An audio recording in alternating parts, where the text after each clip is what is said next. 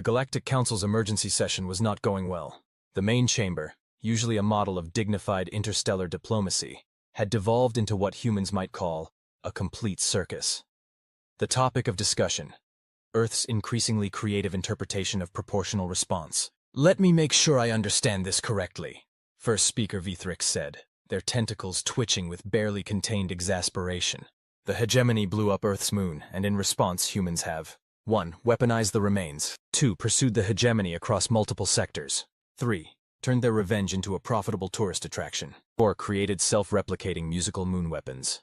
5. And now they're..." The first speaker paused, consulting their notes. "They're doing what? With quantum mechanics?" Dr. Nemtek, who had been called to testify about the latest developments, brightened considerably. "Oh yes, their latest innovation is fascinating. They found a way to quantum entangle the moon chunks with their original lunar coordinates. They're calling it the LUNA Mark V system. Lunar Utilized Neutralization Artillery with Quantum Harmonic Resonance." "And what exactly does that mean?" "Well, every time one of these new moon chunks hits something, it creates a temporary spatial anomaly that briefly connects that point in space to where the moon used to be. The humans are calling it Luna's Greatest Hit, the Space-Time Edition." Meanwhile, aboard the ESS Luna's Wrath, Admiral Sarah Chen was watching the Galactic Council's proceedings with undisguised amusement. Her coffee mug of the day read "Quantum Entanglement," because sometimes regular revenge just isn't enough. "They seem somewhat concerned about our latest upgrade," Commander Rodriguez observed dryly. "Can you blame them?" Sarah gestured to the tactical display, where their latest volley of Mark V moon chunks was creating what the R&D department had enthusiastically termed revenge-based wormholes. "We're basically throwing pieces of our moon at people that temporarily connect to where our moon used to be. It's like we're hitting them with both the weapon and the crime scene simultaneously." The quantum-entangled moon chunks had proven to be particularly effective at demoralizing the hegemony fleet. Every impact not only damaged their ships, but also gave them a brief view of Earth's orbit and the scattered lunar ring that remained. A moment of forced reflection on the consequences of their actions. "Message from the gift shop at Beta 7, Rodriguez reported. "They've started selling quantum souvenir packages. Each one contains a small moon chunk that's quantum entangled with their gift shop counter. Apparently it's very popular with tourists who want to be able to check the shop's opening hours from anywhere in the galaxy." Sarah laughed. Trust humans to find a way to monetize quantum mechanics. She turned her attention back to the Galactic Council feed, where Supreme Commander Zixtal was now testifying. "And then they started playing Beethoven," Zixtal was saying, their crystalline structure showing clear signs of stress. "Do you have any idea what it's like to be pursued across the galaxy by chunks of a moon you destroyed, while they play classical music and occasionally create temporary wormholes to show you the scene of your original mistake? The humans call it immersive educational entertainment," Dr. Nemtek supplied helpfully. The first speaker's tentacles drooped slightly. "And how many ships have you lost to this educational entertainment?" "Lost is perhaps not the correct term," Zixtal replied carefully. "Converted might be more accurate. Thanks to their Mark IV technology, every ship we lose becomes more ammunition for their arsenal. They're basically using our own fleet to expand their revenge capabilities." "While playing music," the first speaker added. "Yes, they've expanded their playlist recently. Apparently they're taking requests." Back on the ESS Luna's Wrath, the R&D department was giving Sarah a preview of their next innovation. Dr. Miyamoto's excitement was, as usual, mildly concerning. "We call it the Mark VI system," she explained, pulling up a holographic demonstration. "We've combined the quantum entanglement technology with our matter replication systems. Now, when a moon chunk hits something, it not only creates a temporary connection to Earth's orbit, but also uses that connection to draw in material from the lunar ring to create more weapons." Sarah stared at the simulation. "So we're not just hitting them with moon chunks that remind them of their mistakes. We're hitting them with moon chunks that can reach back through space-time to grab more moon chunks." "Exactly. It's like a self-sustaining revenge loop powered by quantum mechanics and spite."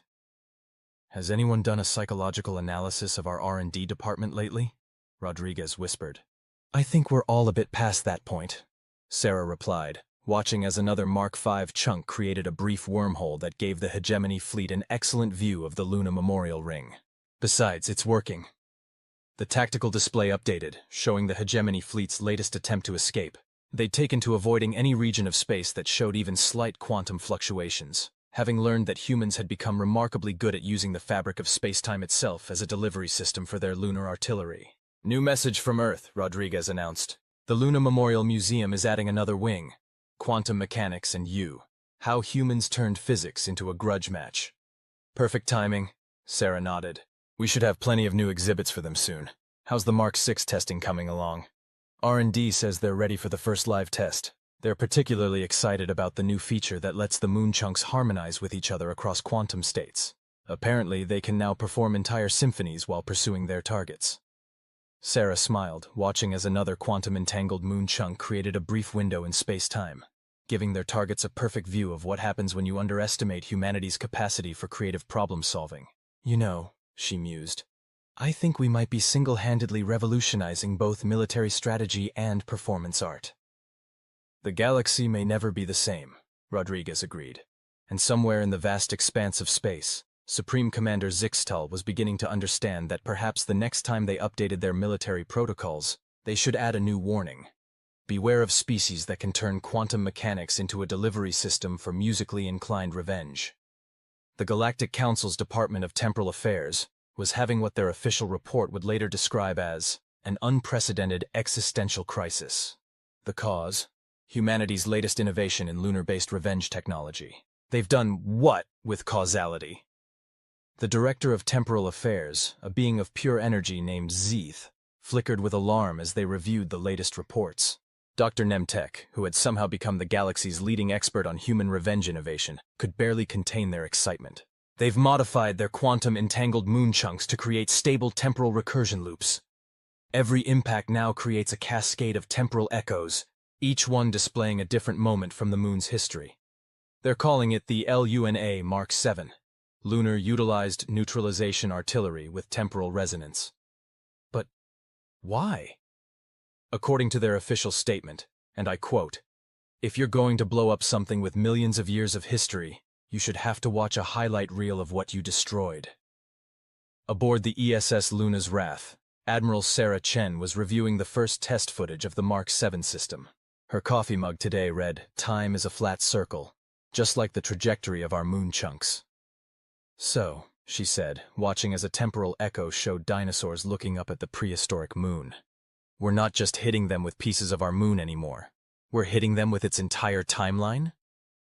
Dr. Miyamoto nodded enthusiastically. Each impact creates a series of temporal windows showing different eras of lunar history. The hegemony fleet gets treated to everything from the moon's formation to the first lunar landing, right up to the moment they destroyed it. She paused. We've also synced the temporal displays with the musical accompaniment. The dinosaur scenes play with Also Sprach Zarathustra. Commander Rodriguez, who had long since given up being surprised by anything, merely raised an eyebrow. Have we considered that we might be taking this a bit far? That's exactly what the hegemony said about blowing up our moon, Sarah replied. How's the new merchandise line doing? The Time Traveler's gift shop is our most successful venture yet. We're selling I Watched the Moon's entire history and all I got was this t-shirt merchandise. Also, the Temporal Echo snow globes are particularly popular. The tactical display showed their latest pursuit of the hegemony fleet, now marked by brilliant flashes of temporal distortion as each Mark 7 chunk found its target. The musical score shifted smoothly from classical pieces to the actual sounds of lunar events throughout history. Meanwhile, Supreme Commander Zixtal was trying to explain their latest tactical retreat to the Hegemony High Council. What do you mean your fleet is being pursued by the ghost of Luna past, present, and future? One of the council members demanded. The humans, Zixtal explained, their crystalline structure showing signs of temporal stress, have somehow weaponized nostalgia. Every time one of their moon chunks hits us, we're forced to watch a chronological review of their moon's existence, complete with orchestral accompaniment. That doesn't sound so bad, another council member offered. They've set the dinosaur extinction event to the final countdown. Back on the ESS Luna's Wrath, the R&D department was already working on their next upgrade. Dr. Miyamoto's presentation included what appeared to be a diagram of reality itself being folded like origami. We're calling it the Mark E8 system, she explained. By combining our temporal recursion technology with quantum harmonics, we can actually create stable time loops that let us borrow moon chunks from different points in history. Sarah stared at the diagram, Are you saying we can now hit them with the same piece of moon from multiple time periods simultaneously? Exactly. Think of it as temporal multiplication. Why use one moon chunk when you can use the same moon chunk from 1,000 different points in its history? Has anyone checked if we're accidentally creating any parallel universes? Rodriguez asked. Only good ones, Dr. Miyamoto assured him. We've been monitoring the temporal readings. So far, we've only spawned 3 alternate timelines, and in each one, humanity has even more creative ways of expressing their lunar-based grievances. The tactical display updated, showing the hegemony fleet's increasingly desperate attempts to avoid regions of space that showed any signs of temporal distortion. They'd learned that humans had become extraordinarily good at turning the fourth dimension itself into a delivery system for their vindictive astronomy lessons. Message from the Luna Memorial Museum, Rodriguez reported. They're opening an interactive exhibit called Time and Relative Dimensions in Spite, a journey through Luna's timeline. Sarah nodded approvingly. Make sure they get the footage of the Mark 7 test, especially the part where we synced the Apollo 11 landing with Strauss's Blue Danube. As the ESS Luna's Wrath continued its pursuit, the story of humanity's increasingly creative approach to revenge spread throughout the galaxy. Alien civilizations began including temporal physics in their basic military training, usually under the heading, Why You Should Never Underestimate a Species' Emotional Attachment to Their Celestial Bodies, a multi-dimensional case study. And somewhere in the vast expanse of space-time, Supreme Commander Zixtal was beginning to understand that perhaps the next time they updated their invasion protocols, they should add a new warning. If you must destroy a celestial body, first check if the species in question is capable of weaponizing the entire space-time continuum in response. The Galactic Council's Department of Universal Constants was having an emergency session. The topic: humanity's latest and possibly most reality-bending innovation yet. They've done something to the fundamental forces of the universe, the chief observer announced, their multi-dimensional form rippling with concern, something that by all known laws of physics should be impossible. Dr. Nemtek, whose enthusiasm had somehow survived everything they'd witnessed so far, practically bounced as they explained. They've created what they're calling the LUNA Mark 9 system, Lunar Utilized Neutralization Artillery with Universal Harmonic Integration. It's quite brilliant, actually. They've found a way to encode the quantum signature of their moon into the very fabric of reality itself. But why? Several council members asked simultaneously. According to their official statement, if you're going to mess with our moon, we're going to make sure the entire universe remembers it. Aboard the ESS Luna's Wrath, Admiral Sarah Chen was watching the first test of the Mark 9 system, with what could only be described as profound satisfaction. Her coffee mug for this historic occasion read, Reality itself remembers Luna. So, she said, observing as the latest moon chunk created what the R&D department had termed a symphony of universal constants. We're not just hitting them with pieces of our moon through space and time anymore. We're actually making the fundamental forces of the universe play along. Dr. Miyamoto nodded, her excitement having transcended normal human expressions and achieved what some might call weaponized glee. Every impact now resonates with the basic forces that hold reality together. Gravity, electromagnetism, the strong and weak nuclear forces, they all carry an echo of Luna now. We've basically turned the universe itself into our backup band.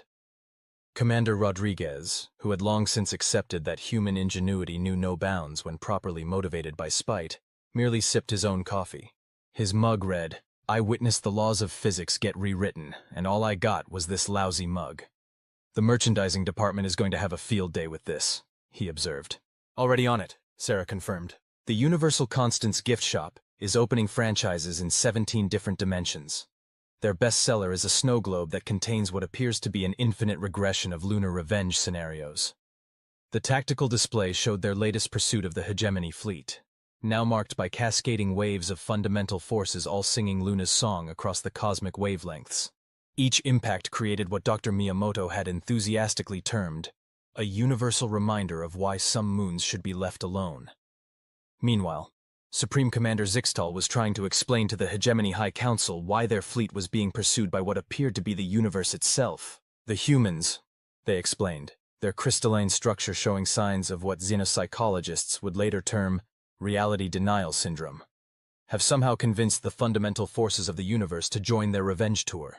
Every time one of their moon chunks hits us, it's like the entire cosmos stops to remind us of our mistake. Surely you're exaggerating, one council member suggested. At that moment, a Mark 9 moon chunk impacted nearby, causing gravity itself to hum a few bars of Beethoven's Ninth Symphony, while the electromagnetic spectrum flashed images of lunar history across all wavelengths. Does that sound like an exaggeration? Zixtal asked wearily. Back on the ESS Luna's Wrath, Sarah was reviewing the latest data from their pursuit. The hegemony fleet had been reduced to a fraction of its original size, with most of their ships either converted into musical moon chunks or currently serving as quantum-entangled gift shop locations across multiple dimensions. Message from Earth, Rodriguez reported. The Luna Memorial Museum is opening their final wing. How one moon's destruction led to the universe's greatest concert tour.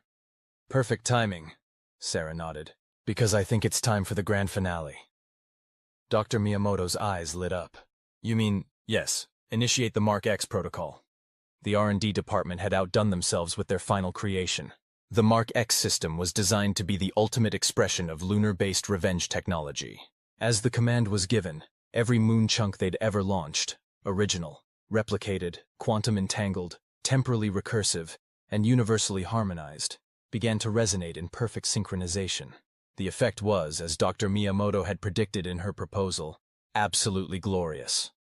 Across the galaxy, across time itself, and through every dimension they'd accessed, all their moon chunks activated simultaneously. The fundamental forces of the universe aligned in perfect harmony, creating what would later be described as the most spectacular physics lesson ever delivered. The hegemony fleet found themselves at the center of what could only be called a cosmic symphony of revenge. Every piece of their destroyed moon, from every point in time and space, converged in a display that made supernovas look subtle. Supreme Commander Zixtal, watching as reality itself seemed to pause for this grand performance, finally did what many would later agree was the only sensible thing left to do. They activated their ship's communication system and transmitted a single message. We surrender, unconditionally, and we're really, really sorry about your moon. The response from Admiral Chen was swift. Apology accepted, but the show must go on. And so it did. The Mark X protocol reached its crescendo, creating what scientists would later term a moment of universal harmony centered around the concept of don't mess with Earth's celestial bodies. The laws of physics themselves seemed to join in the final chorus, carrying Luna's last song to every corner of existence.